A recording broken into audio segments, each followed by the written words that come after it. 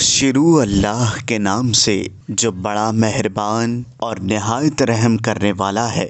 استغفر اللہ۔ ایک شخص تھا جس نے اپنی زندگی میں کبھی بھی کسی غیر عورت کی طرف نظر اٹھا کر نہیں دیکھا تھا۔ دوستو، اس ویڈیو میں آگے بڑھنے سے پہلے اگر آپ لوگوں نے ابھی تک ہمارے یوٹیوب چینل عورت ہب کو سبسکرائب نہیں کیا تو اس چینل کو سبسکرائب کر لیں اور ساتھ ہی لگے بیل آئیکن کو بھی پریس کر دیں تاکہ تواتر کے ساتھ ہماری ویڈیوز آپ تک پہنچتی رہیں۔ ایک بار کچھ یوں ہوا کہ وہ شخص بہت ہی زیادہ تنگ دست ہو گیا۔ نوبت یہاں تک پہنچی کہ گھر میں فاقے شروع ہو گئے۔ اس شخص کی ایک جوان بیٹی بھی تھی۔ جب فاقے انتہا سے بڑھ گئے تو وہ لڑکی اپنے چھوٹے بہن بھائیوں کی حالت دیکھ کر غلط قدم اٹھانے پر مجبور ہو گئی۔ دل میں ارادہ کر کے گھر سے نکلی کہ اپنا جسم بیچ کر کچھ کھانے کا سامان کروں گی۔ وہ گھر سے نکل کر پوچھتے پوچھتے ایسے علاقے میں جا پہنچی جہاں پر جسم فروشی کی جاتی تھی۔ وہ لڑکی وہاں جا کر اپنی ادائیں دکھا کر لوگوں کو اپنی جانب متوجہ کرنے لگی، لیکن کسی ایک شخص نے بھی اس کی طرف توجہ نہیں دی۔ لوگ آتے اور اس کی طرف